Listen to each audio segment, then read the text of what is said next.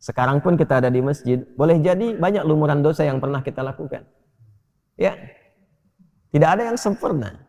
Ada kesalahan, mungkin sebelum berangkat ke sini ada dosa yang diperbuat. Ada kesalahan yang dilakukan. Jangan tunggu untuk bertobat dengan mengakhirkan di akhir waktu.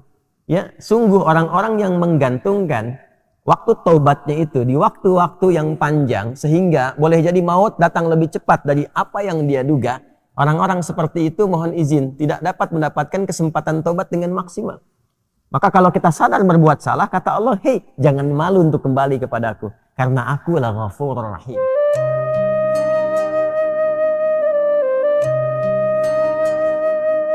Allah mengingatkan kita untuk terus meningkatkan bekal kebaikan sebelum kita berpulang pada Allah Subhanahu wa taala. Pastikan semua kegiatan kita punya nilai di hadapan Allah. Jangan hanya punya nilai dunia saja. Kalau cuma dunia saja, apa faidahnya iman yang telah kita yakini itu? Apa bedanya antara orang beriman dengan yang belum beriman? Maka pastikan bukan hanya sholatnya, tapi semua aktivitas hidup kita. Makan kita punya nilai di hadapan Allah. Berpakaian punya nilai di hadapan Allah. Berkendaraan punya nilai di hadapan Allah. Semua kegiatan yang memiliki nilai di hadapan Allah itu disebut dengan hasanah namanya. Disebut dengan hasanah. Karena itulah kemudian ketika kita mengerjakan satu perbuatan, seperti saya mau minum misalnya, maka saya niatkan minuman ini untuk mendapatkan ridha Allah. Ya, maka saya katakan Bismillahirrahmanirrahim, kemudian saya minum. Maka kalimat Bismillahirrahmanirrahim itu yang menjadikan aktivitas minum itu punya nilai di hadapan Allah. Minumannya sama dengan yang diminum siapapun. Ya, menghilangkan haus fungsinya. Jadi hausnya hilang, tapi apakah dengan hilangnya haus itu Allah memberikan nilai tidak? Ada amal solehnya enggak? Bismillahirrahmanirrahim punya nilai itu.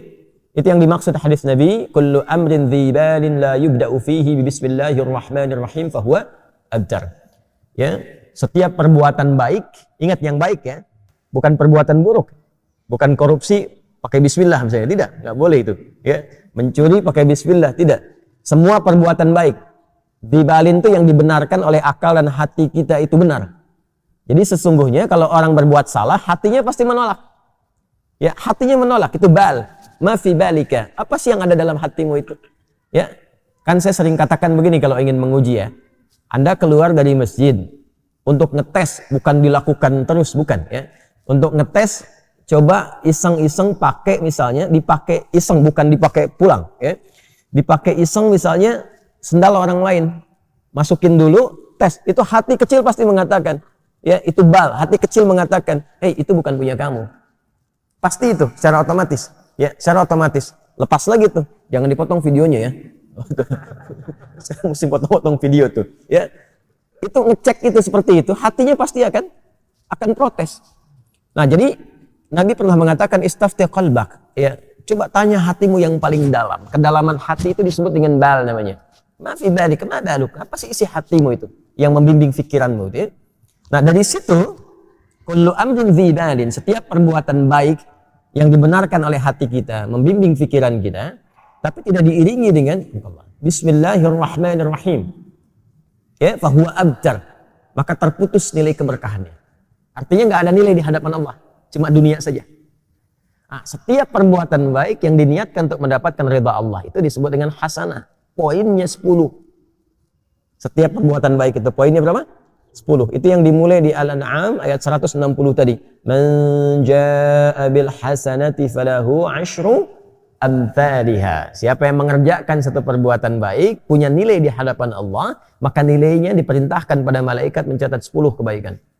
10 itu tadi standarnya ya, bukan 1, 2, 3, 4, tidak. 1 ke 2 ya potensinya 500 tahun. 2 ke 3 500 tahun. 3 ke 4 500 tahun.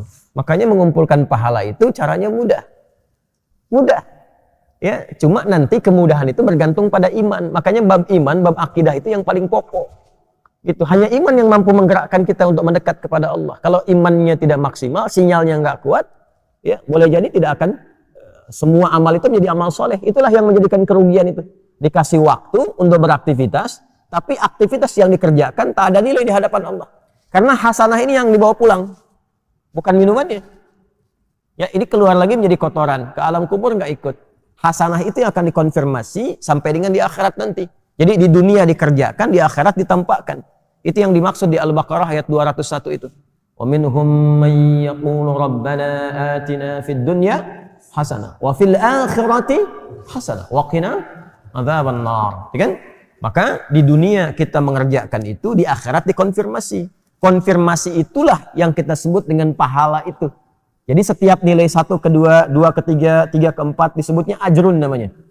Ya, nilainya disebut dengan hasanah. Hitungan 1, 2 ke 3 ke 4 terus disebut ajrun.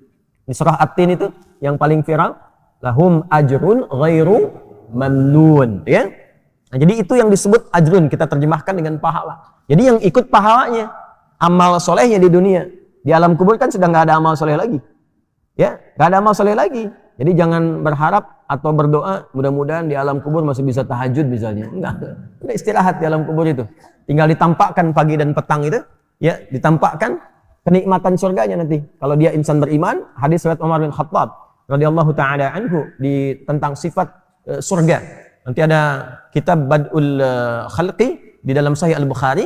Nanti di subtopiknya yang ke-9 itu tentang sifat abwabil jannah, sifat tentang pintu-pintu surga. Ya, di hadis kedua dari situ adalah hadis dari Umar bin Khattab radhiyallahu taala anhu yang menerangkan tentang bagaimana keadaan di alam kubur, ya, bagi setiap manusia. Kalau dia min ahlil jannah, ya, in kana min ahlil jannati, jika dia termasuk ahli surga, maka ditampakkan surganya setiap pagi dan petang. Ini nanti yang melahirkan rumusan di antaranya zikir pagi dan petang. Ya, dan nanti ada hadis-hadis lain tentang fadilah-fadilah keutamaan yang mengantarkan ke alam kubur. Babnya iman, ingat. Babnya iman. Kalau beriman, yakini. Iman kita dipertaruhkan di situ dan tidak akan ada ruginya, toh meninggal juga. Ya kan? Toh meninggal juga. Nah, nanti dikonfirmasi saat di akhirat ditampakkan itu semua dalam bentuk kitab kita. Makanya nanti di surah Al-Isra akan dikonfirmasikan iqra kitabak kafa bi nafsika al-yawma 'alaika hasiba. Jelas ya? Nah, karena itu disarankan kita mulai meniatkan diri kita sepenuhnya untuk menjadikan semua aktivitas kita punya nilai menjadi hasanah. Termasuk sholat yang baru ditunaikan. Karena sholat itu ibadah pertama dalam Al-Quran yang disebut dengan hasanah. Quran surah ke-11 Hud di ayat 114. Aqimis sholata tarafain nahar wa zulafan minal layl innal hasanati yudhibnas sayyiat. Kan? Tunaikan sholat dari mulai pertengahan siang sampai dengan ke malam, ya, dari mulai terus sampai dengan subuh sampai dengan ke isya. Innal hasanat, semua salat yang dikerjakan itu menjadi hasanat, jamak dari kata hasanah. Jadi salat disebut dengan hasanah. Karena itu rumusan ibadah kita yang dicontohkan dalam Al-Qur'an, begitu kita akan ucapkan dan mohon kepada Allah menjadi hasanah, salat didahulukan. Inna salati, teruskan ayatnya, wa nusuki wa mahyaya wa mamati lillahi rabbil alamin. Dan ini nanti akan menjadi salah satu di antara 12 doa iftitah. Doa iftitah itu ada 12. Nanti di Sunan Abu Daud yang sangat menyenangi doa ini itu di antaranya sahabat Ali bin Abi Thalib. Sayyidina Ali bin Abi Thalib radhiyallahu taala anhu itu sangat senang dengan doa ini.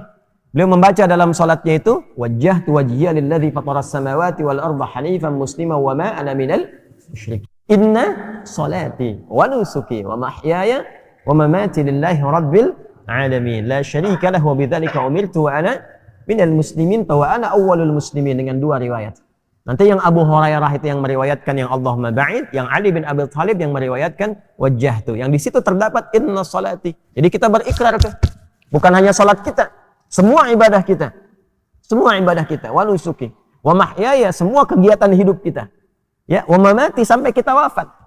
Jadi barusan tuh kita berikrar, selesai sholat subuh, mulai selesai subuh ini, semua kegiatan kita mesti punya nilai di hadapan Allah Subhanahu wa Ta'ala. Itu ikrarnya. Jangan sampai berbuat maksiat. Awas, hati-hati. Maka ditutup nanti di ayat 165-nya, awas di ujung ayatnya nanti, inna rabbaka sari'ul iqab wa innahu ghafur rahim, la ghafurur rahim. Hei, ingat ya, kalau kamu berbuat salah, Allah itu cepat hukumannya. Tapi dalam saat yang bersamaan, Allah sangat maha pemaaf dan pengampun dari segala dosa-dosamu. Maksud rangkaian ayat ini begini, gak ada di antara kita yang sempurna. Sekarang pun kita ada di masjid, boleh jadi banyak lumuran dosa yang pernah kita lakukan. Ya, tidak ada yang sempurna. Ada kesalahan, mungkin sebelum berangkat ke sini ada dosa yang diperbuat. Ada kesalahan yang dilakukan. Jangan tunggu untuk bertobat dengan mengakhirkan di akhir waktu. Ya, sungguh orang-orang yang menggantungkan waktu taubatnya itu di waktu-waktu yang panjang sehingga boleh jadi maut datang lebih cepat dari apa yang dia duga. Orang-orang seperti itu mohon izin tidak dapat mendapatkan kesempatan taubat dengan maksimal. Maka kalau kita sadar berbuat salah, kata Allah, hei, jangan malu untuk kembali kepadaku. Karena aku lah Ghafurur Rahim. Sepanjang kau mau kembali, aku akan cepat mengampuni dosa yang pernah engkau kerjakan dan menghapuskannya sampai ketika engkau kembali. Jelas? Tapi kalau sengaja ditunda-tunda atau sengaja berbuat dosa, ada beberapa dosa yang dipercepat hukumannya sebagai muqaddimah saat di dunia. Bukan balasan aslinya, sebagai muqaddimah. Muqaddimah itu pun karena ada rahmat Allah di dalamnya untuk mengingatkan dia supaya kembali lagi. Ya. Misalnya pelaku riba dibuat susah, dibuat hilang, hancur harta dan sebagainya gitu kan. Nah, ada yang dosa kepada kedua orang tua, ya dibikin susah nanti di kehidupan, di pekerjaannya, sulit A, sulit B, supaya sadar. Itu nanti ada di Quran surah As-Sajdah itu. وَلَنُذِيقَنَّهُمْ مِنَ الْعَذَابِ الْأَدْنَى دُونَ الْعَذَابِ الْأَكْبَرِ لَعَلَّهُمْ يَرْجِعُونَ. Ya, jadi kami akan timpakan, rasakan ya pendahuluan hal kecil, hukuman kecil untuk menyadarkan hamba itu supaya kembali tobat, supaya tobat. Jadi jangan tunggu dihukum dulu oleh Allah, ya, untuk disadarkan supaya kamu tobat. Sepanjang kita merasa ada kesalahan, istighfari, minta ampun, kembali pulang, lalu setelah itu istiqamah mengerjakan kebaikan sampai kita kembali pada Allah Subhanahu wa taala.